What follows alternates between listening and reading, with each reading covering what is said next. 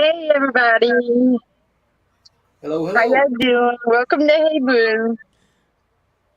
I'm Jackie, Chrissy, and Crystal, and today's guest is Ernie Pat. Hello, hello. How y'all doing? I'm We're good. Good. doing good. Our lights went out, so I have to do it in the car. Do it on my phone. Well, That's okay. You got the natural sunlight glowing on you, so you look beautiful. Not really. Yes, you do. Stop it. So today we're gonna be talking to Ernie, and I'll, tell us a little bit about yourself first. well, my name is Ernie Pack. I grew up in the basically in the shadows of Waverly Hills. Um, used to sneak in there as a kid. I've always had an interest in the paranormal. My family has had a lot of experiences over the years, from ancestors on up through my brothers and sisters today. Um, and became a paranormal investigator probably about 25, 26 years ago, where I actually went out and looked for activity. I was always curious about it and would sneak into abandoned places and go to the spooky cemeteries at night and all the things that teenagers would do. We started sneaking in Waverly back in the 80s and had some experiences back then. Um, Eventually, I became a guide and a host for the overnights at Waverly and spent a lot of time doing those things. But a couple years ago, while hosting a private overnight at Waverly, I met a lady who had come up there with her daughters and some friends of theirs for a private overnight. And we were hooked up by a spirit. And to make a long story short, I married that woman. We formed Pac Man Paranormal. We've done podcasts and events and investigated all over the country in just a very short amount of time. And right now we're involved with a movement called Save Waverly Hills to try to prevent the hostile takeover of the building from the owners, Tina and Charlie Mattingly, who bought it back in 2000 and made it what it is today. Um, the Waverly Hills Historical Society that they created has sued them and is basically trying to take the building from them. And so most of our time over the past year has been dedicated to helping with that fight. But that's kind of I've kind of been the face of the Save Waverly Hills movement for about the last, I guess, 8 or 9 months at least, and we've been very busy with that. In fact, just before we came on the air, I was selling some more raffle tickets on Charlie's Harley that we're raffling off to raise legal funds for him. So, uh, been busy. Yes. So, So, go ahead. are you still doing the raffles weekly, or how often are you doing the raffles? Well, we've cut off those raffles that we were doing. We were doing them like about once a month. We were Okay. doing a raffle of whatever we could get donated, as far as paranormal equipment or prizes of any type. People were donating shirts and hoodies and things like that from various locations. We had some investigations donated. We were doing those pretty much every other week or so, and it seemed like the interest kind of dwindled, and we weren't getting good value out of the items that we were getting donated. We would have $500 worth of stuff to give away, and we'd raise $300. So we've kind of put those on the back burner for right now. We're going to do another one with our. We're planning an event, probably another car show for Labor Day weekend, and we'll probably do another raffle of that type at that time. But in the meantime, we're raffling off a 1994 Thunderbird, hardtop convertible Thunderbird, and a uh, Harley Ultra Classic. Uh, that's both of those are Charlie's personal vehicles that he's just trying to get some money to help with the lawyer fees out of those. And I'm hoping that we can raise enough money that he gets a good value out of those, because as of right now, he's going to be selling a Harley to whoever wins it at this point for about $2,000, because that's about all we've raised in the raffle so far. But we're hoping to get some boost in sales here before we actually have to give it away. Sure, sure. And what's going on with the court case? Where does that stand for those that don't know where it's at? Well, okay. I'll kind of back up and give a little bit of background for anybody that hasn't heard anything about it. We've done our best to get the word out, and you guys have been a big help in getting the word out. But uh, the Historical Society has sued Tina and Charlie, claiming damages for the repairs that they were doing to the building. The Historical Society claims that those repairs did them damage, and they make all kinds of outlandish claims in their lawsuit. Um, so January 6th of this year, they were supposed to have all of their discovery information turned in to the courts and to Charlie's attorneys for us to move forward with this case. Well, they keep stalling and stalling and stalling. Here we are into August now, and they still have not produced any discovery, which is basically evidence to support their claims, to the courts or to us. Mm-hmm. And so, in the meantime, we filed countersuits. Charlie has filed an eviction. The eviction was supposed to go to court on July the 18th and be over with by July the 28th. Well, once again, they are stalling those proceedings. In reality, they should be out of the building by now, because they have committed clear lease violations by some of their actions and should be evicted. But they have a big law firm that they're paying a lot of money to, and those guys and gals are getting this case delayed and delayed and delayed. Everyone tells us that once we get into court, there's no way we can lose any of this.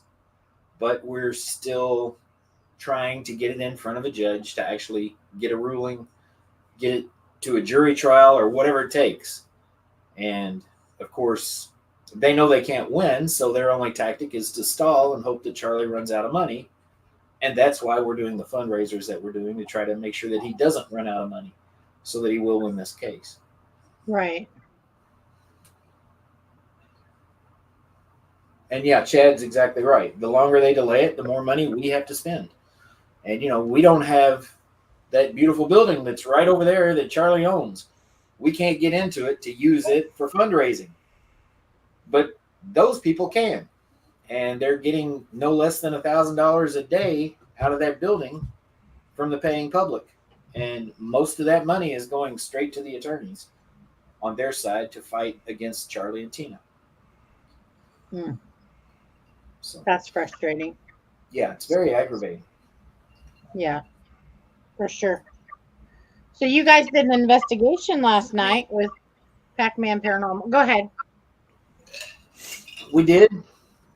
We No, I was just gonna ask if lawyers, I mean, can they continue to drag this out for years and years and years, or eventually is there like a set amount of time that they can drag this out? well, there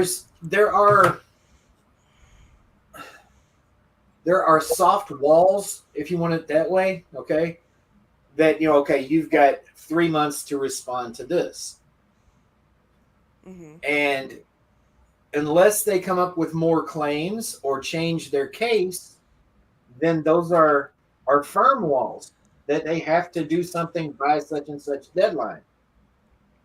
But what they keep doing is every time they run up against a deadline like that, they'll just add more claims that they have no proof of. And so that gets them an extended deadline. I mean, it's Got you. So they just have to continue to come up with more claims that are outlandish to keep it going and going until yeah. a judge or something that So sees this somebody says, says "Hey, that's this is enough. this is enough. We're done. Let's go to court." Oh, yeah. Exactly. That's so outlandish. That's horrible. Yeah, it is. It's I mean, if you guys knew everything that I know, I mean, there's a lot that I can't talk about that's still not a matter of public record. It's still, protected by the courts and legal things. But if you knew everything that I know about how they have gone about this and how they have dragged Tina and Charlie through the mud with all of this and how bogus it is, I mean, it is. I just can't. I cannot understand those people who I've watched them hug Tina and Charlie and tell them they love them in the past. I can't understand how they can do Mm-hmm. Tina and Charlie like that, because everybody that knows Tina and Charlie, I mean, they're human beings. They're not perfect, but they are good people. I mean, they will give you the shirt off their back. They'll do anything they can for anybody. They are not the kind of people that deserve this at all. And it's just so aggravating to me, and quite frankly pisses me off that the people with their character, the people on the hill right now, because I know them, I know their character, are trying to slander Tina and Charlie the way they are.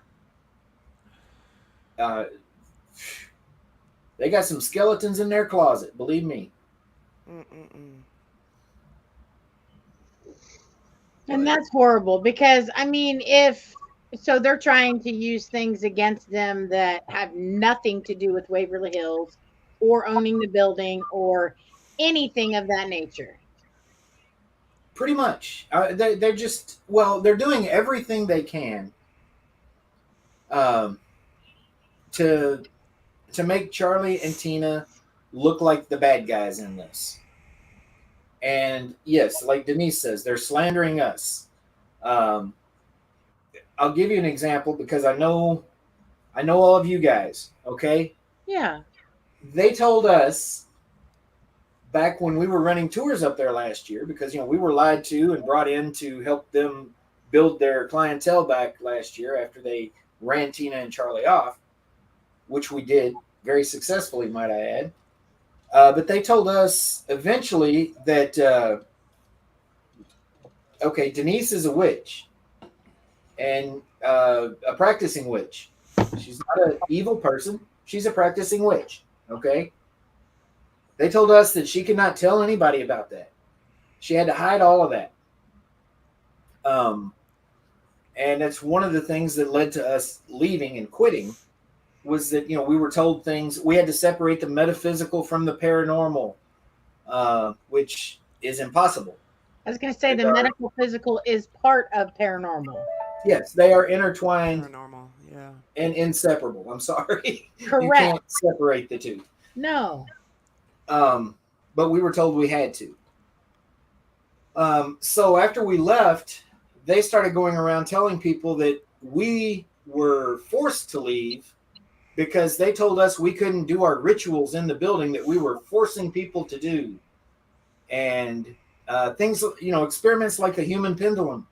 Oh, that's witchcraft. You can't do that. No, it's a paranormal experiment that's done all over the country. Sorry. um, just tons of things that we were lied about. Tina and Charlie have been lied about, and their lies seem to have no end because every day we're hearing of something else that they've said about either us or Tina and Charlie, or both. And it's, I mean, I'm beyond the point. There was a time here not too long ago where I was laughing at everything that came down from the hill, every new bit of news or every latest rumor or whatever. It's not funny anymore. No. It's bullshit, and it's old. I'm sick of it. They are going to be paying dearly for what they have done to not only Tina and Charlie, but to myself, my wife, several other people. And I can't wait for that day. Well, So you know is how it it is. possible? Whenever you go to court, if people can't win on the truth, then they have to make up lies. I mean, that's a given. Unfortunately, that's how it is. Yeah, and that's all they've got is lies. So they just keep inventing new ones. They have a mouthpiece up there right now Yeah. that his lies begin with things like he worked there in the past as a guide and a host for the overnight. Uh, yeah, Brad. That's why you had such a good experience when you were there with Denise and I, Todd and Leanne, and all of us, because of those scary rituals we forced you to do. Uh, And that's what but I was going to say too. I mean, I was out, I was sick at Waverly, but I don't remember any rituals. Maybe I was just, you know. yeah, we I mean, hid what we about hid you, all that Chrissy? I from know you. you were there. I don't remember any rituals.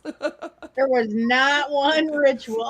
You don't remember all the black salt and the pentagrams Right. everywhere and all the candles Listen, and people in hoods I and must be blind, with deaf, torches and and dumb. listen. Just because we was singing and chanting, don't mean nothing. I think we sacrificed a couple of Right. virgins on the roof and threw them off. It was wild. It was a great night. Listen, I wanted to Oh. sacrifice some of those bats. One smacked me in the head, Ernie. It's not Yeah, okay. well, we had a lot of bats, but one thing that you don't have a problem with at Waverly typically is mosquitoes because we've got bats. Well, that's true. That's true. But I'll deal with the mosquitoes. I don't like the bats. Yeah, Well, see, bats and don't bother me. They're just big exactly mosquitoes. what Steven says right there. The Paranormal United Network was one of the first to jump in behind the Save Waverly Hills movement and has been behind us since day one. Um, I got to say it, Things Network has done the same. They've been behind us pretty much since day one. There's been a large swath of the paranormal community, rivalries aside and bad blood aside, everyone has come together to get behind this movement because this is the right thing to do.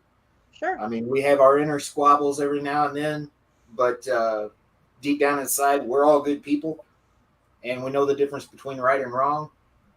And folks have joined together in this fight in a great way, and it warms my heart to see it. And we can't thank all of you guys enough. Well, we love you guys, and we want to help any way we can, for sure. Well, it's the right thing to do. I mean, if you're Yeah, a good person, definitely.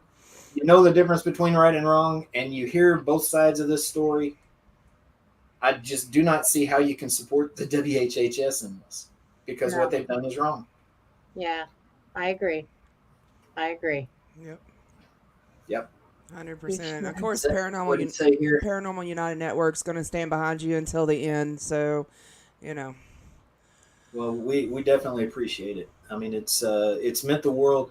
Tina and Charlie. I mean, we had dinner with them just the other day, and uh, last week, and I mean, every time we sit down and talk with them, they tell us that they can't thank all of you guys enough for the support. I mean, from across the paranormal community. Like I said, I mean, no boundaries, no, take the labels off of everybody individually, and just as a community, as one, people have gotten behind this movement, and it's made a difference, and it's the reason that we're still in the fight. Chad just had a good question, Ernie. For those who don't know, where can they donate? How can they donate? And how can they get raffle tickets? Okay, and Denise is having me DM him after the show, but I'll tell you in general, the raffle tickets for the car and the Harley, you can PM me on Facebook Messenger, Ernie Pack, just like it says on the screen here. I'm easy to find on Facebook Messenger. Send me a PM. I'll give you the information. We have a PayPal link and a Venmo link that you can pay through. If you're here local, I can meet you and we can do a cash exchange or something like that. Hello, Jeff. Good to see you. We also have, for just donations, if you go to the website, www.savewaverlyhills.com, we have a GoFundMe link on there that you can find. We've also got some awesome Save Waverly Hills merchandise on there that you'll only find there. And all the sales of the merchandise that's on there goes directly to Tina and Charlie's legal funds. Everything that we've done we've done events. We had Brandon and Mustafa that were generous enough to donate their time to come out and help us with a fundraiser. We did a meet and greet and ghost hunt down at the Old Stone Jail several months ago. They didn't charge us a dime for their time that night. Um, we've done a couple of those at different locations. Ray Savino with Flumery Promotions has donated portions of proceeds from some of his events to help the Save Waverly Hills movement. All those funds go directly to Charlie's legal defense. I mean, there's some things that we have to spend money on out of it, like when we run out of T-shirts, we've got to reorder T-shirts and pay for that with the money that we have coming in. Sure. But for the most part, it's all going right to Charlie's legal funds. No one else is getting any of it. Unlike what's going on at Waverly Hills, we don't have any salaried people here at Save Waverly Hills that are making six figures, unlike what's going on at Waverly Hills right now. No, you guys are all volunteering your time.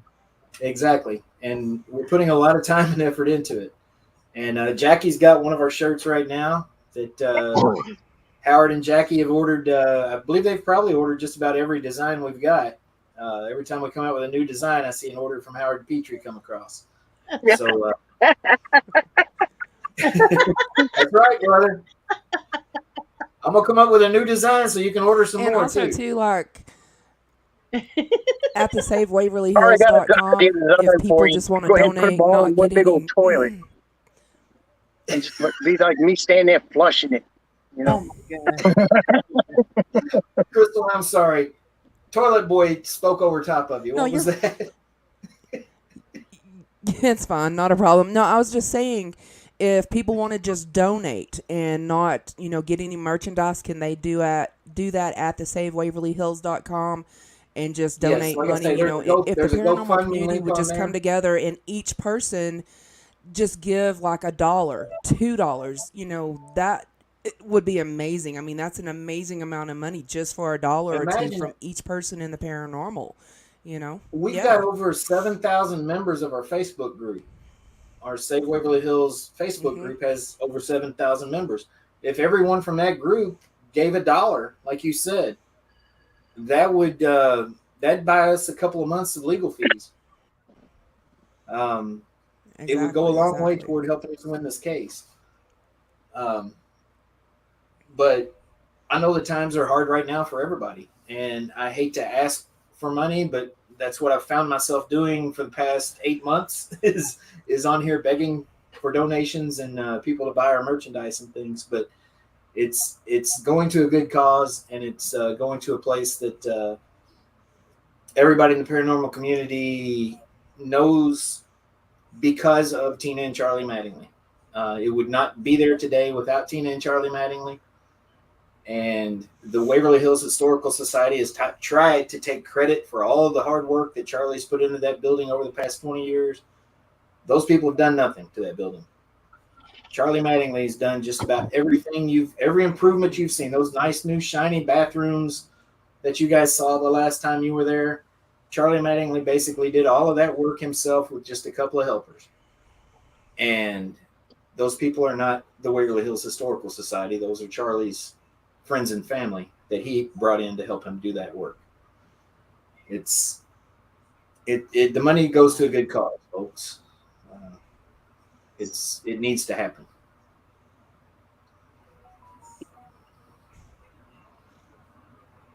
She's missing her chair in the casket room. Yeah, I've declared that chair. Yeah. Considered I slept there for, I mean, I was sick. I hate that I wasn't able to really investigate the way I wanted to. But, I mean, I was sick. But, hopefully when it does get, the court case gets done and it goes back to the proper owners, then we'll definitely have to come down, and I'm going to make sure that I'm going to take some B12 and, everything, right. vitamin Make C, sure so you're good I'm and not healthy. sick this time. That's right. Right. Yeah. That was a great couple of days when you guys were all there. Hmm. There was a lot of activity that happened, and a lot of new friends were made.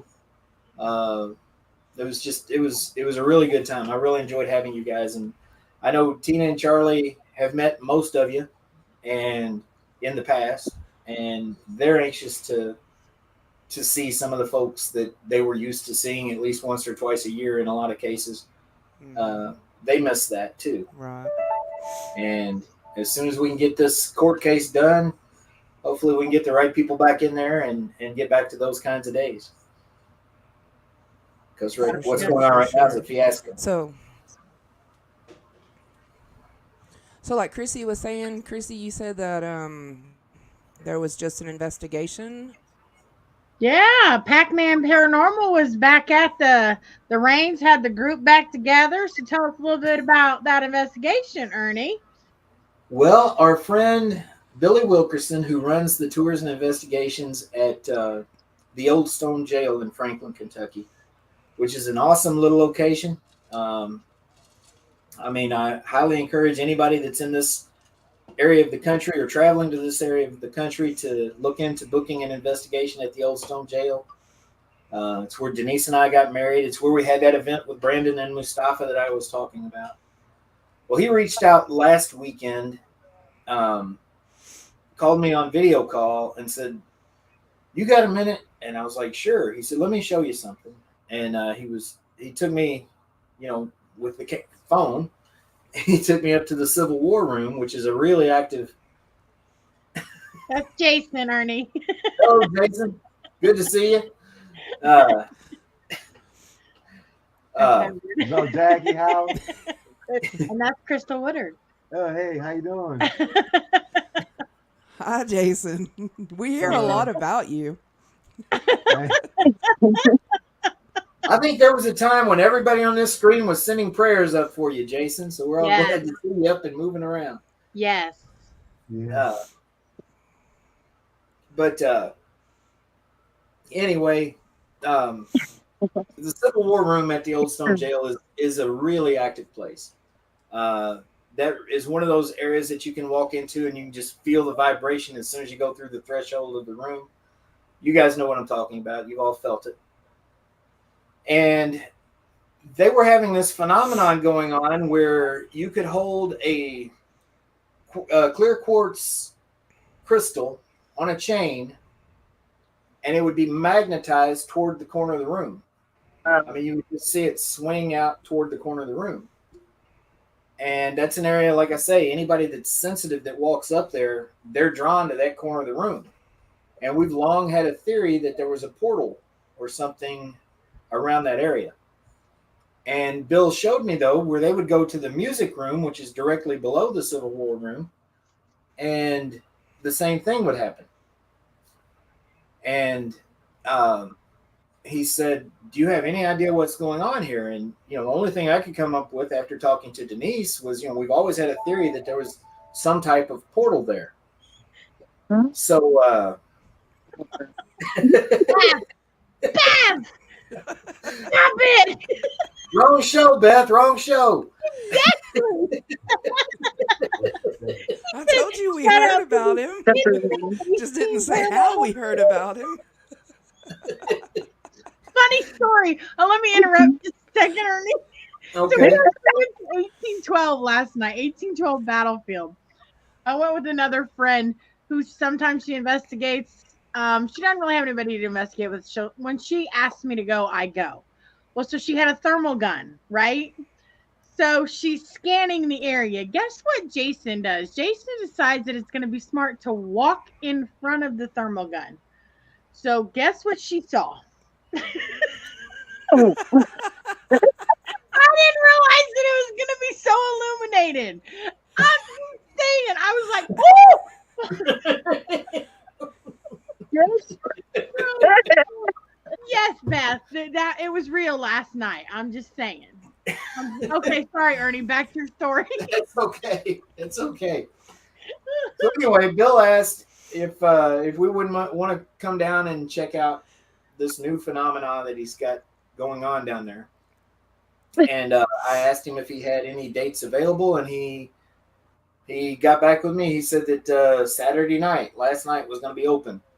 So I contacted Todd and Leanne Eskew and Beth Allen, who's in our group chat. We have the Wicked Wolf Pack, Pac-Man Paranormal, the Black Wolf and the Wicked Woman, we formed the Wicked Wolf Pack. And so we had this group chat, and Denise had put a message in there about coming down to the Old Stone Jail. And anyway, we went down there yesterday, and we started investigating, and we got a lot of answers to the questions that Bill had. We got a direct response through the spirit box. We asked what was going on here, and we got doorway. And then a little bit later, we got portal. And they were clear and direct responses. Well, to my surprise, to Denise's surprise, to everyone's surprise, I guess, a couple hours into our investigation, Todd and Leanne pull up, and guess who's with them? Beth The one and only parathug herself, Beth Allen. And, Beth is in Atlanta, and she hardly ever gets a chance to come up this way, so we weren't expecting to see her at all. So we were thrilled to have her join us. And, for those of you who don't know, Beth is one of the, although she'll tell you she don't know shit about the paranormal, she is one of the most gifted sensitives or seers, mediums, whatever you want to call it, that I've ever encountered. Yeah. And Beth went up there with us to that same area. Todd and I were checking out around the outside of the building, around that same corner of the building with dowsing rods and other equipment, trying to get to the bottom of it. And we got a lot of confirmation that there is, in fact, some type of portal there. Huh. Right up the road from Old Stone Jail is Octagon Hall. That's also run by some good friends of ours, Billy Sims, Barry Gaunt with Night Stalkers Paranormal, Melvin. The whole gang with Night Stalkers does a great job with Octagon Hall. It's a great location. Octagon Hall sits on ley lines that cross. I'm not an expert on ley lines, but I do know that a lot of paranormal activity happens along ley lines, and especially at crossing points of ley lines. Mm-hmm. Well, the ley line that runs through Octagon Hall happens to go right along the same property as the Old Stone Jail, and they're just like 7 miles apart. So we kind of got a little confirmation in that there is, in fact, a portal there that makes it easier for the spirit world to cross into our world and communicate with us. And it was really, I don't know. It was a good night. It was a great night to get back with the family and investigate. Denise's daughter, Darby, and her boyfriend came up. What we didn't know and what Bill had overlooked was that Third Realm Paranormal had already booked that night. And he got there expecting us to show up, and the girls from Third Realm pull in. And he's like, uh-oh. But they were kind enough to be understanding about it and allow us in on their investigation as well. And they were a big part of last night as well. It was their night, in fact. We were just kind of guests along for the ride. But it was a good night. I'm glad we did it. It was a late night. Didn't get home until almost 6 this morning and didn't get much sleep. And you can probably tell that my eyes are droopy still. But it was a good night. Paranormal hangover. A little bit. Denise is feeling it today. We had Waffle House after the investigation last night. I think Denise is still feeling that. That's why she's not on tonight. Yeah. But Interesting. yeah. So does Pac-Man Paranormal have any other big events that they're going to be hosting or doing anytime soon? That deal last night was kind of a fluke that, just happened because Bill reached out to us and we had a free night. Everything on our schedule coming up for now is related to Save Waverly Hills. Okay. We are discussing going back to Brushy Mountain sometime in November. I know we're going up to Wildwood Sanatorium in New York in November. Um, that was a prize that was raffled off in one of the Save Waverly Hills raffles, and the ladies who won the raffle invited us to go along with them. So Todd, Leanne, myself, and Denise are going up to Wildwood with them in November. But we're trying to keep our schedule as open as possible for things that come up with Waverly, because I mean, who knows? I mean, we could get lucky and Monday morning a judge could say, "Hey, get out of here, WHHS," and Charlie and Tina might need us. So we're trying to keep our schedule as open as possible for that. And I do recall that Tina had some health issues. She's on the mend, correct? She's doing well now. Yeah, she's doing much better. She's she had some major health issues, for those who don't know, and this is when she got fired and kicked out of her home, was while she was dealing with all of those things. Charlie needs to be on a heart transplant list. He's got major heart issues himself. Tina's got to go back to the Cleveland Clinic for more surgery soon. They've put that off a little bit, but she's going to need to go back in. She's got some issues that have arisen from her last surgery, and they're doing much better than what they had been doing, and they're in much better spirits with after seeing what kind of support they've gotten. Sure. But they still need our positive energy, our prayers, and our help any way we can give it to them. Absolutely. Absolutely. For sure. But we're doing all we can right now. That's all you can do. I mean, we all come together and we all help where we can, talk about it where we can, get the information out there, and just support you guys in the cause to help them. Yep.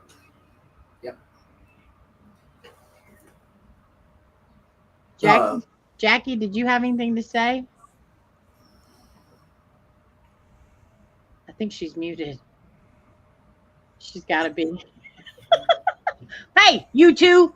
What? You can't be talking to Howard. This is not Howard time. Howard, you're interrupting, sir. Stop it. Are you and Howard still gonna run through Waverly Hills with just tennis shoes on and naked? We gotta get the building back and then see what's allowed. Well, when y'all get the building back, we have to set a date for y'all to do that. That's going to be a pay-per-view event. It will. Yeah. We have to pay to get on and watch it. Yeah. It's going to be a pay-per-view. It'll be bigger than the price. He's excited. He's been waiting. He said, "I can't wait to go run naked through Waverly Hills." Oh, Lord Jesus, we will make a new mark for all-time highest watched pay-per-view incident in the history of ever. That's funny. I think some things should be kept a secret. So let's just do thongs and nipple tassels, okay? That might be a little I'm down with that, to be honest. Howard's got the nipple tassels already bought. He bought them for the wedding and forgot. Yeah, he does. Yeah, he was proud of them. He's shown them off quite a few times. Yeah, and then he forgot to bring them the day of the wedding. We were looking for. Oh, it was fun though. Definitely fun. Yeah. Chad, we are not having a pay-per-view for our wedding. No. No. That's not happening. We just live streamed ours. We just live streamed it live from the Old Stone Jail. Yeah. We were married in Pac-Man Paranormal t-shirts and blue jeans by an exorcist with the Parathug standing up with Denise, and had a ghost hunt afterwards. Hot dogs were the main course. Oh Lord. It was your idea. No. It was great. Oh, Denise said he proposed to me there too. So you got married in the location that he proposed. Yep. How Same romantic. location we were at last night. That's what Aw. Howard wanted, just to get married in jeans and a t-shirt. Yeah. Why waste I all that money? agree. Think how much cool shit you could have bought with all that money you spent on that wedding. Yeah. Yeah, it was a beautiful wedding. I was there. It was a beautiful wedding. Yeah. Yes, handcuffs were involved, Lisa. You're right. So I I think mean, I'd have gotten her down the aisle otherwise. so really, Wait a minute. Handcuffs. you and Denise have a connection with Waverly and the Old Stone Jail. So do y'all think that maybe those two places, like the spirits, helped you out in both places? You know, you met at Waverly, you got married and proposed at Old Stone Jail. I mean, that's definitely, to me, that sounds spiritual. Yeah, it truly is. I mean, those are definitely two places that will always be special to us. If you've seen the photo shoot that Denise and I did, you know, we had some promotional photos that we did where I don't know, we were kind of dressed like Bonnie and Clyde. Um, those were I've seen done those, yeah. at the Old Stone Jail as well. Um, it's a place that you know, I mean, we love it for a lot of reasons. And like Denise says, Sarah is always with us. Shortly after we started Pac-Man Paranormal and started helping host events and things like that, we were hosting an event at a location in Gallatin, Tennessee called Rosemont, which is a big Southern mansion. And we were supposed to be showcasing Rosemont. And we were upstairs in the bridal suite doing a big EVP session. And Sarah kept coming through. And, you know, I was like, because we were getting the name Sarah, I was like, okay, Sarah, it's nice to talk to you. This is not the Sarah from Waverly, is it? Yes, Ernie, it's me. I was like, sorry, folks. I'm trying to, because I had some of the folks from Rosemont in the room with us at the time. I'm like, I'm sorry. I'm not trying to advertise for Waverly right now. She just follows us. Right. So, and she was at the Old Stone Jail last night. She came through on the Spirit Box last night at the Old Stone Jail. And I know Howard, when he was initially setting this up and asking us to come on tonight, he had said that Jackie wanted to hear how Sarah had brought us together. And I thought everybody in the world had heard Sarah's story and how she brought us together. Yes. But I'd be happy to tell it again if you guys want to hear it. Sorry. Go ahead. All right. Well, if you know anything about Waverly Hills, if you've been there in the past or have read about it or even watched any of the TV shows at Waverly, they talk about room 502. And they talk about a nurse who was found hanging outside of room 502. Now, there's a story that was passed down to Tina and Charlie years ago by a man who's a former employee there. And he had family members who had been former employees there, ancestors who had been former employees there as well. And that story was that nurse had been having an affair with a married doctor. She had gotten pregnant, out of wedlock, had some versions of the story say that she had contracted tuberculosis. Don't know if that's the case or not, but the stories all lead to her having an abortion, flushing the fetus, down the toilet in room 502, which if you've been there, you know it's just a bathroom. And then she hung herself outside of room 502. And because that was a story that was related to me and Charlie, that was the story that guides had told for years. It's the story that you'll see on a lot of the paranormal TV shows that come up there. Documentaries have been done. YouTubers talk about it. It's a story that's anyway. It's a really well-known story. My problem with it is that it doesn't make any sense, for a lot of reasons. I told that story because I was a guide there, and that was the story that we told about room 502. But it didn't make a lot of sense to me.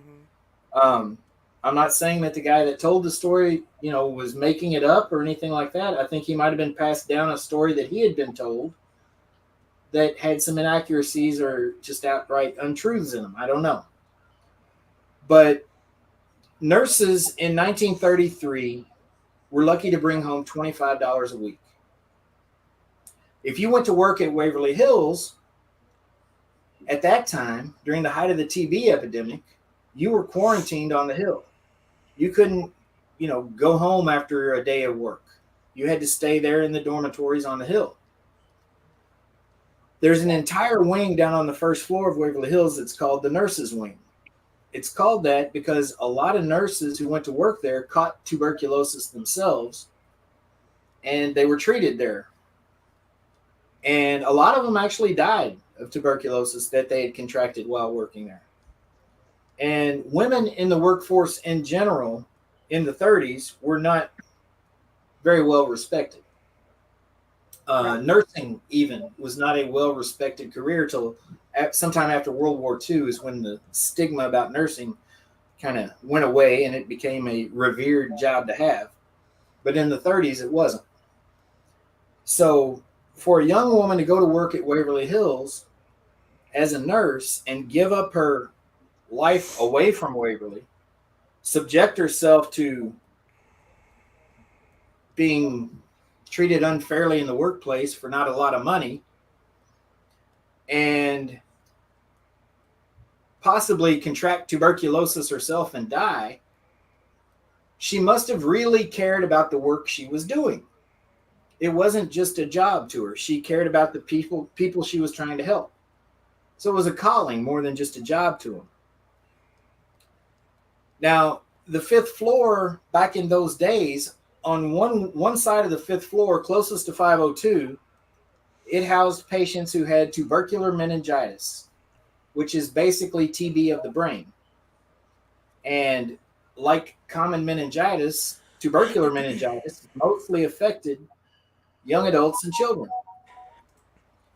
So most of those patients that were up there were young adults and children that were very, very sick. The other side of the fifth floor housed stage 5 children with tuberculosis.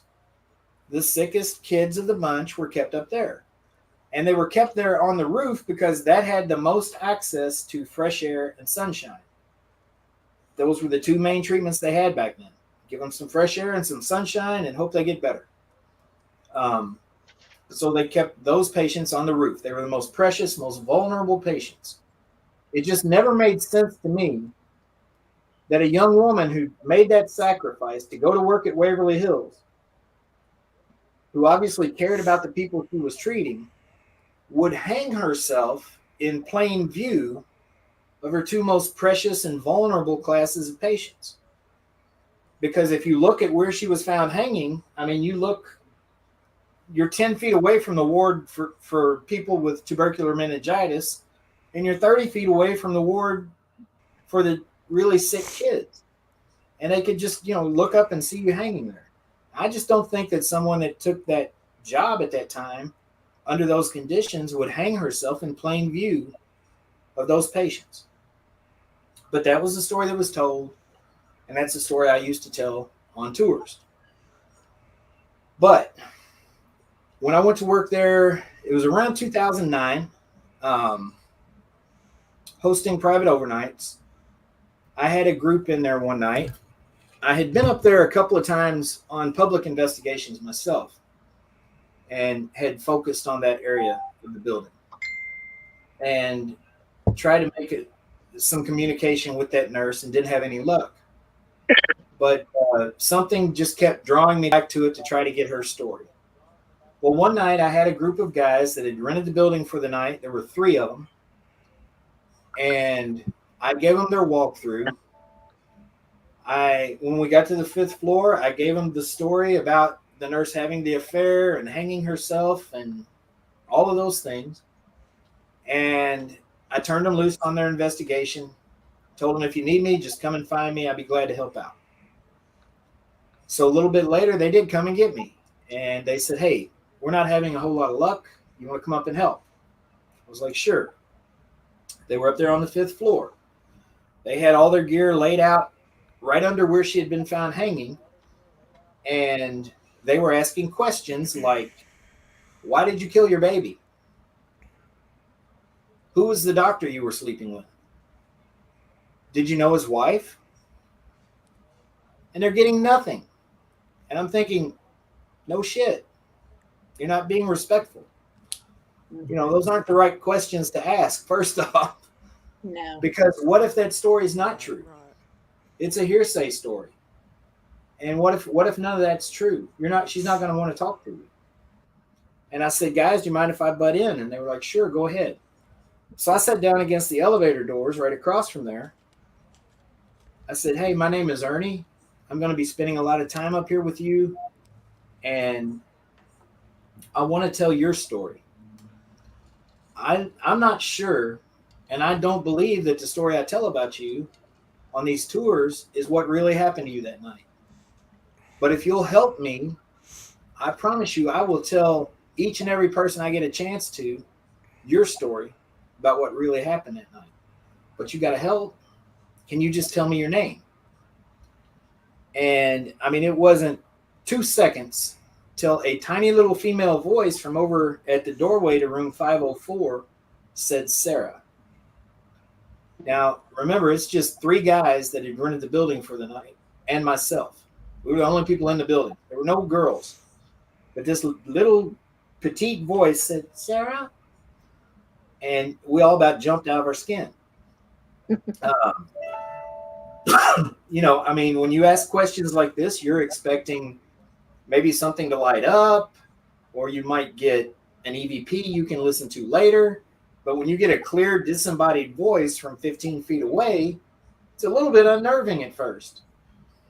But that's the answer I got, and I continued a softer line of questioning for her that night, and we got more communication from her that night, and then that started what wound up being a span of over going on 13 years of me going up there every chance I had and having a conversation with Sarah.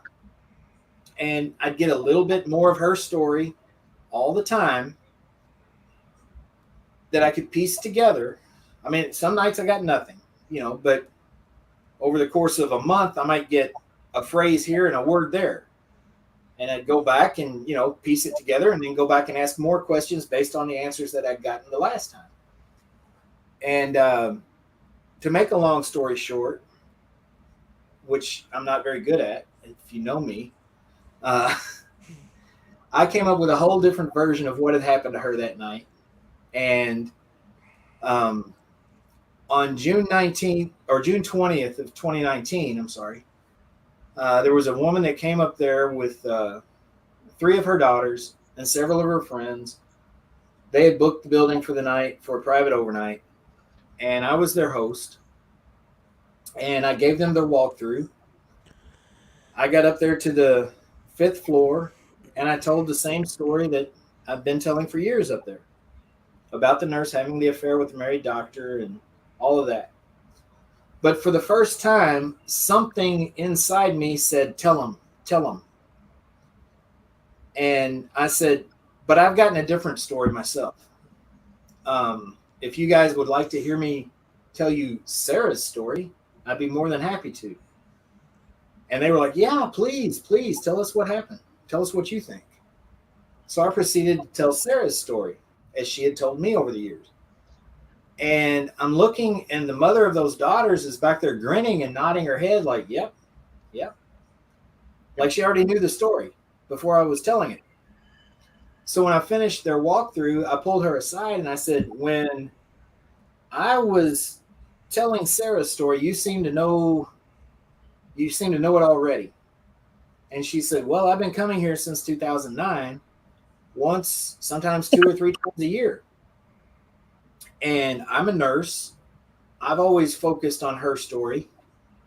And so I investigate up there a lot myself. And I've gotten the same story. I got the name Sarah. I got rape. I got murder. I got cover up. I got everything that you talked about when you told Sarah's story. And I was like, really? And so we started talking and became friends on Facebook. And she would drive up from Hendersonville, Tennessee, sometimes on the weekends, and we'd do things like go to the Filson Club or go to a cemetery and look for Sarah's grave, do different things to try to piece all this together. Well, to make a long story short again, that woman is Denise. And eventually her and I formed Pac-Man Paranormal. And we started doing a podcast. And at one point we were on Paranormal Warehouse back when it was big on the podcasts. And we had the most popular show on there just about every week. We were getting thousands and thousands of views every week. And we would tell Sarah's story from time to time. Well, people from all over the country, all over the world even, would send us their own, they would message us and say, hey, I've been to Waverly. I got the name Sarah. I got raped. I got murder. I got everything that you talked about in that story. And sometimes they'd have a piece of the puzzle that we didn't have yet. And we'd plug it in and we'd go back up there and talk to her again. And yes, it would fit, and then we'd get another piece of the puzzle. And so to be quite honest, it's over 30 teams that have combined. Yeah, I'm trying to make a long story short, Denise, and we're writing a book. You don't want to give away the whole damn book for free on a podcast. Come on. Anyway.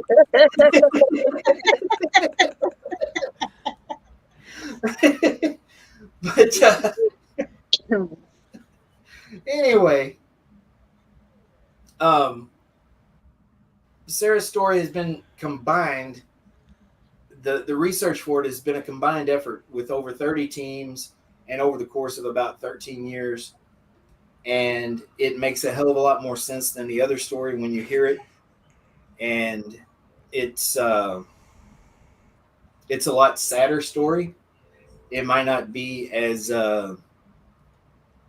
appealing. It's not as clean or whatever you want to call it as the other story.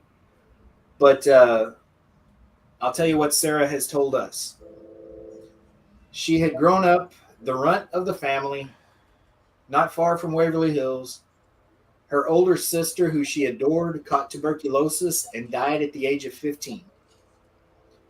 Sarah watched her sister die, and that led her to her calling, to become a nurse and work with children with tuberculosis. She did. She got a job at Waverly Hills at the age of 22, and she loved it. She was very tiny, very soft-spoken. They put her on the 5th floor of Waverly working with those really sick kids that I talked about earlier. Because she was tiny and soft-spoken, they thought she'd have a good rapport with the children, and they would, not be intimidated by her. They would, be more compelled to listen to her and get along a little bit better with her. And she was a perfect fit. But because she was new there, she worked the night shift and oftentimes alone on the night shift.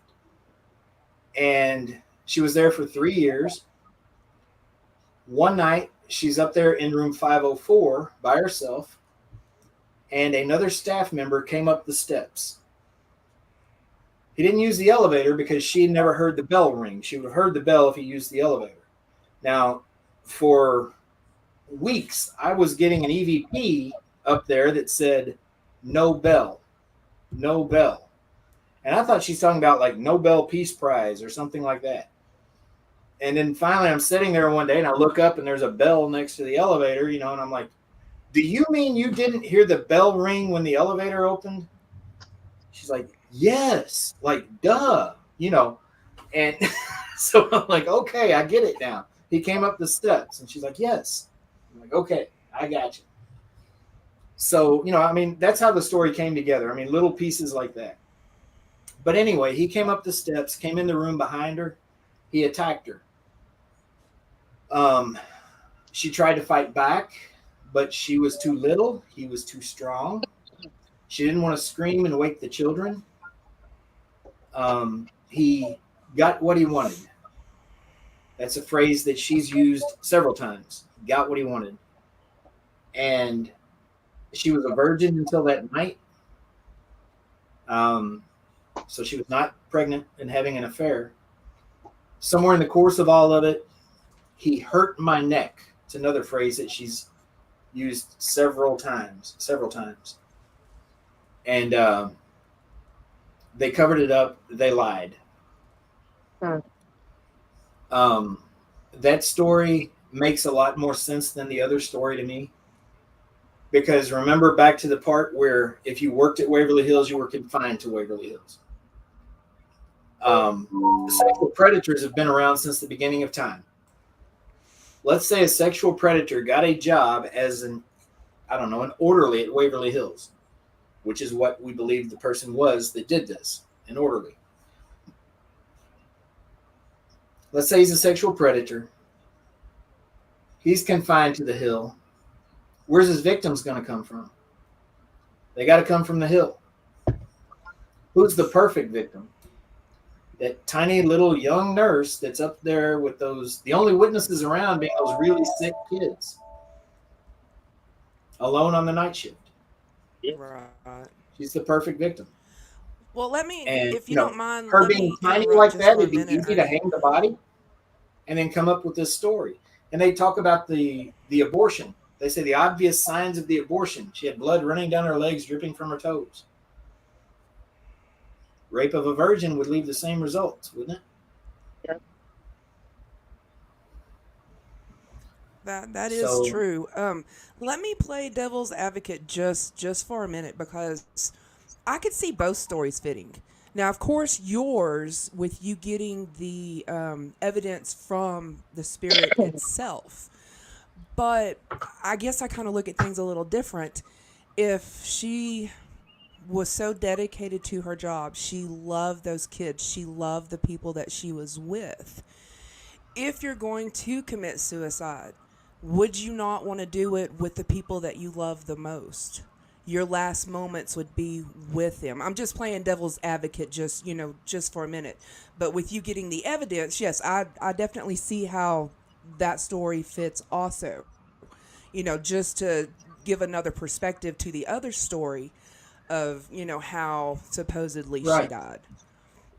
Well, okay. Why not just jump off the roof? Well, yeah. That way the kids won't have to see your body hanging there. That would. You know what I'm saying? Right. Yeah. I mean, yeah. I'm not saying I understand what you're saying, and I you appreciate getting that evidence. Yes. Yeah. Yeah.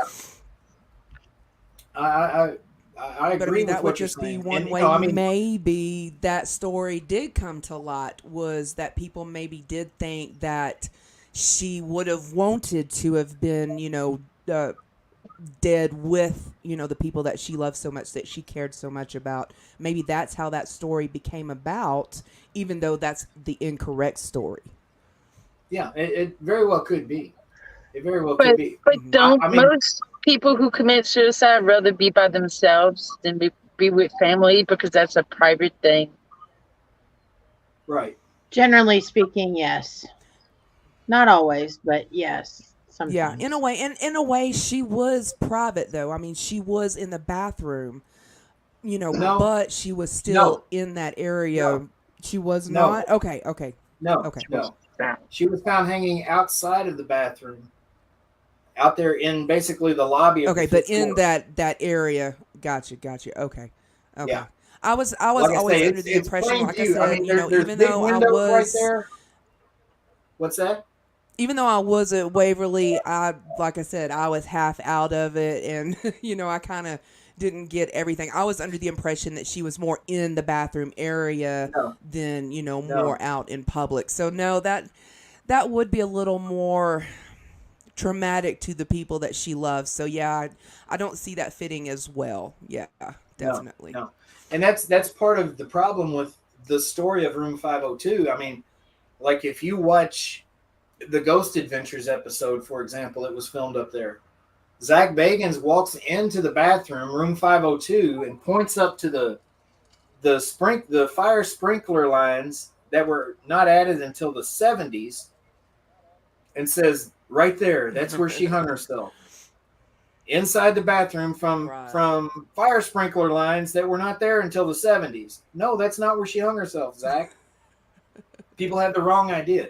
She was Right, found right. hanging from a light fixture, which was basically out in the common area, just off the elevator. You know, like if you're in a hospital, you get off the elevator right in front of the elevator. I'm sorry, you mean Zach Baggins actually got Gotcha, something gotcha, yeah. wrong?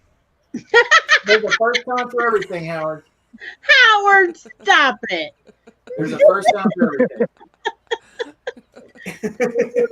No, I mean with that situation, definitely, definitely, I could see the murder, the rape, definitely more compatible and more true than the suicide angle of it. But like you said, the suicide thing, the rape or the child, the affair, it's more.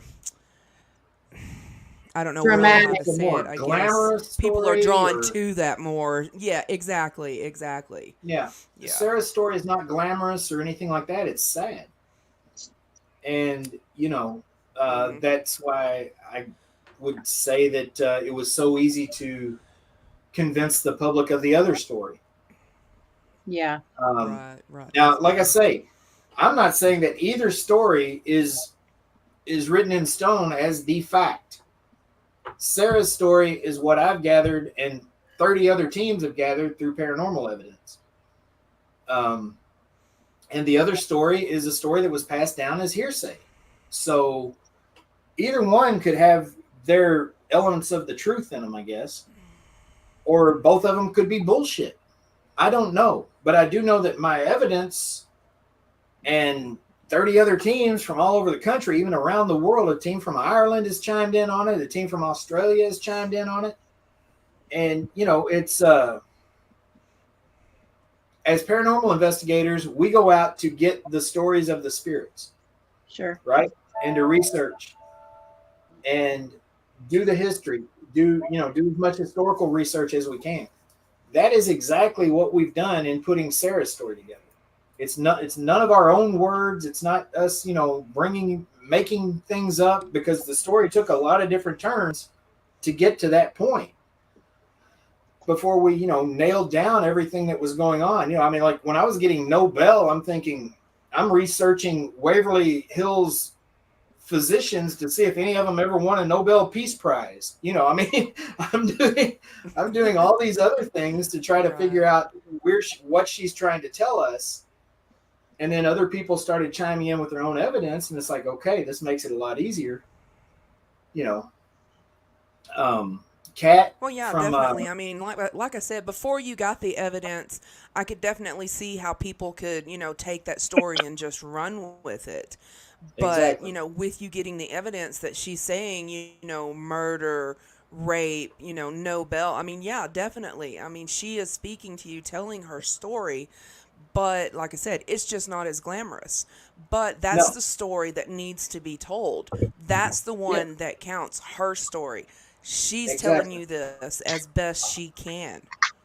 exactly, and that's why I mean, we've got our latest version of Pac-Man Paranormal shirts. On the backside of them say hashtag Sarah's Story 502, Yeah, there and you go. we got I'm jealous. 502 tattoos and Hmm. 502 on our logos, and I mean, it's all about Sarah's story, because I mean, I made a promise to her. Denise made a promise to her that if she would help us, we would tell everyone we could her story, and we've been doing our best Now, to do just out that. of curiosity, have you ever tried to find out if any other people were matched together by Sarah from Waverly? I have not asked. I know that there are several people who have become couples after meeting at Waverly, um, or taking a tour of Waverly or whatever. Hmm. Um, but I have not asked if there's any type of uh, paranormal involvement in a, a spiritual matchmaker, so to speak. Because I mean, to be quite honest, when Denise and I first started talking about this, we were like, people are going to think we're crazy if we tell them that a ghost hooked us up. But she really did. And like Denise mentioned earlier, there were a lot of things going on in both of our lives at the time that we don't talk about a whole lot. That where we were resisting the whole thing, and we kept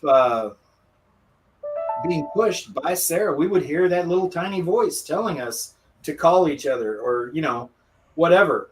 And she was insistent on us coming together. And like Denise said, she thinks that she helped bring our entire extended family together, including Todd and Leanne Eskew, Beth Allen, you guys. I think everything happens for a reason, and there's some type of grand universal plan for everybody to be in a certain place at a certain time.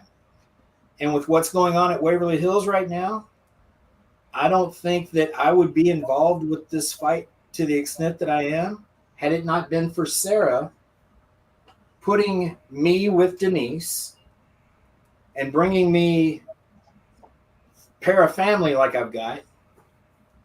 And I feel like it's all been orchestrated, and I think she's had a hand in all of it. I mean, it might sound crazy to some people, but No. I mean, when you spend enough time doing what we do, you know that these spirits that are still here are here for a reason. And they have a plan for us. They have a message for us, and they will do their best to reach out to us. They might scratch you sometimes. No, it's not a demon. It's their only way of getting your attention sometimes. And that's they what I've they always want to get thought our too. attention. They want That scratches are not always, a demonic thing. Scratches can just be a new spirit trying to learn how to communicate, trying to get your attention. It's not necessarily demonic. That is like always the first thing somebody wants to jump. And I'm not saying I'm not saying there's not demonic, but I am saying that it's not as prevalent and it's not as often as people want to say it is. Exactly. That is a very I've been unique doing this thing for sometimes, 26 years. I know you and Steven have been involved in this a long time. Jackie hasn't been involved quite as long.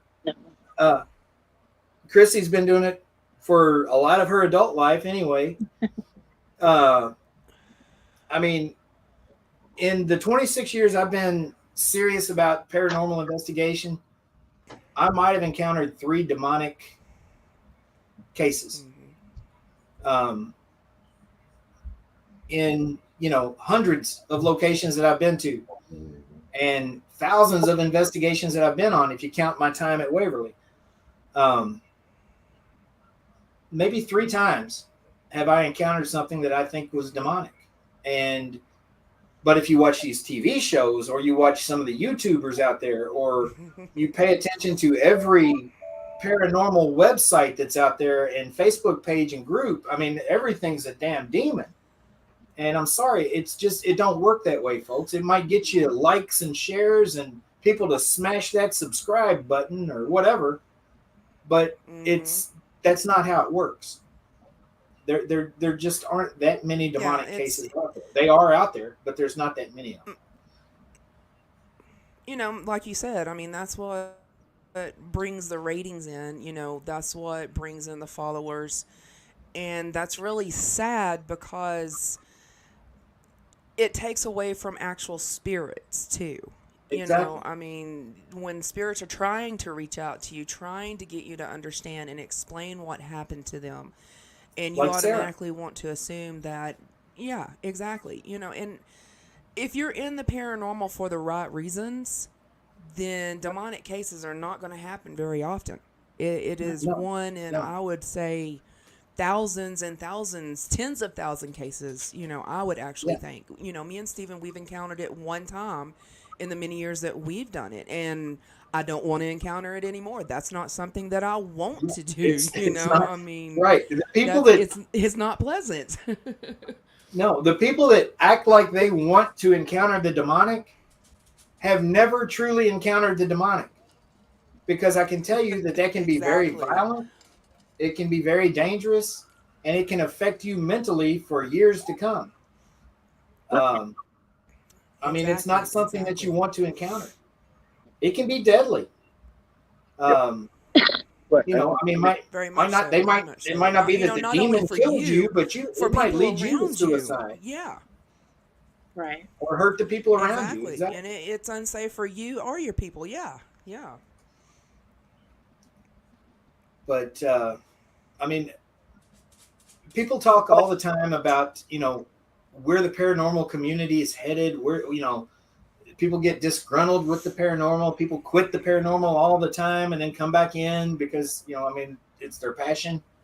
Um, and I think what is wrong with the paranormal is that so many people have lost focus of what we really should be focusing on, and that is the stories of those who Hmm. have passed, True. and getting the answers as to what lies ahead for us when we've passed. You know, I mean And that's I why think I too, do a lot of this. people I go don't on do this to get investigations likes and loves. and they automatically think that they're going to find out everything within, a 12-hour investigation. No, it takes years. You have to continue to Exactly. go back. And I think that's why a lot of people leave the paranormal too, is because, like you said, they see the shows. Within an hour, you know everything you need to know. It doesn't happen that way. It No. never has. It never will. What a lot of people don't And, get. I think that's why. Go ahead. Go ahead, Ernie. No, you're What a good. Go lot of ahead. people don't get when they watch these shows.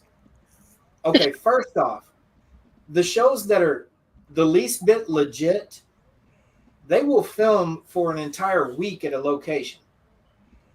And when it airs, you'll think they were there for a night because they'll piece it together. It'll say Hmm. at the corner of the screen, it'll say 1:11 a.m. And then the next incident that happens is 3:23 a.m. or whatever. But they were there for a week. That wasn't 1:11 a.m. and then Right, 2 hours exactly. later something else happened. No, it might have been 2 days later they got their next incident. I've spent, Waverly Hills, like it or love it or hate it or whatever, it is one of the most haunted locations in the world. I've we gotta spent go plenty there. of nights in Waverly Hills by myself all night long when Already absolutely freaking nothing happened. Nothing. Right. And then I've spent other nights in there where it was just bang, bang, bang, bang, bang, bang, bang, one thing after another. But most of the time, you'll get one or two things in the course of a week that actually stand out as paranormal. That's 15. I mean, that's the reality of it. And so many people, Definitely. the world today, everybody's into this instant gratification. Yeah, If they're in there for 3 or 4 hours and they don't get, a full bodied apparition on camera, well, the place isn't haunted. Yeah. that's true. Right. I Right. mean, it's like, come on, give me a break. Yeah. I tell people spirits are like That is humans. true. I mean, Some days they may want to interact, and other days they may not. Or you may Exactly. go in there and you may disrespect them, and they're like, "I'm not fixing to talk to you. You're I'm not talking to you. You don't ask the right questions. exactly." Yes. Be Talk mindful to and them like they're and some respectful. spirits and some humans just may not click. They may not click, just Exactly. like humans. There's exactly. certain humans They that might you get a just bad do not vibe click off of with. you. And I mean, Exactly. we could get in. I could talk for hours on this kind of stuff. I mean, I have this theory that to them, a lot of times we're the ghosts. Yep. Yeah. They're just going about doing their normal thing, and they see us, and they're like, "Whoa, shit! Did you Yeah. see that?" Right. I mean, because Right. I've seen shadow figures and even full-bodied apparitions that will come out into a hallway or something and then duck away, like, whoa, like they just saw something that scared the shit out of them. Like they saw the And ghost. yeah, Right, right. Yeah. and I don't know. I mean, I don't think time is a linear thing. I think that's part of it. I think sometimes our timelines kind of overlap theirs, and we might be seen as the ghost in their eyes. So I don't know. I believe that. That's true. I mean, and we'll never know really until we get to that other side. And I mean, No. we can, come up with hypothesis, or and try our best to figure it out. But we're never going to actually know. And you've got to be in this field for the right reasons to be able to get the right answers. If you're in it for any other reason, then, so help you. I mean, that's your journey to walk, I guess, but there's Right. so many wrong reasons to be in this field and so many right reasons to be in the field, but you have to make that choice. Yeah, I completely agree. Yes. I just, I mean, none of us are going to get rich off of this. None of us are going to get famous. Uh, yeah, sure, it happens. Just like somebody hits the Powerball every week or every few weeks or whatever. But for the most part, we're all out here doing True. what we're doing, and we're going to be doing it in the same way that we're doing it right now forever. Right. We might acquire a big paranormal family. We might acquire a following on social media or whatever. But as far as getting rich or being famous from this, if that's why you're in it, I'm sorry, you're in it for the wrong damn reasons, because odds are it's not going to happen, no matter how good you are, how experienced you are, or what evidence you catch. It's like hitting the lottery. And I Right. do this. Denise does this. We do this because we like the history. We like to tell the stories of the spirits. And that's, in my opinion, if you're not in it for those reasons, not saying that we're in it, not saying we're 100% right or anything, but if you're not in it for those reasons, then I think you're in it for the wrong reasons, because that's about all you're going to get out of it. I mean, if you want to get satisfaction out of this field, that's what you need to be seeking, is answers and your own personal experiences. I agree. You're Exactly. famous to You have me, Ernie. to do it for the joy of loving Howard, I'm waiting for Pillsbury to pick you paranormal. up. you've always been my idol. I mean, every time I see like Mardi Gras beads or anything, I think of Howard. I go buy a Popeye's chicken, because it says Louisiana on the sign. I think of Howard. Uh, you're my idol. I want to be like You're my you. hero. Every time I sit on the toilet, Howard, I think of you. Yes. You're my hero. Well, thank you for coming on Hey Boo today. You're welcome. I You're welcome. love the story about Sarah. Well, I'm glad you finally got to hear the whole story. And if you guys have any questions about any of that or any of the Save Waverly Hills stuff, like I said, I'm easy to reach. You and Howard know me. Chrissy, Crystal, you all know me. Just reach out anytime, and I'd be happy to talk to any of you anytime. I consider you guys part of the extended para family, and Stephen, Scotty. I mean, all you guys, Chad, even you, Chad. But Even Chad. Although we still could vote you off the island, Chad. I'm just saying. I was going to say, that can be revoked at any time. Yeah, very nice, Chad. But anyway, it's my pleasure to come on, and like I say, I made a promise to Sarah to tell her story every chance I got. So any chance I get to tell her story, I'm going to do it. Thank you. Absolutely. Thanks, You're Ernie. welcome. And You're thanks welcome. everybody for I enjoyed coming. it, Ernie. Thank you. Bye. Tune in Bye-bye. next week. Bye-bye. Thank y'all.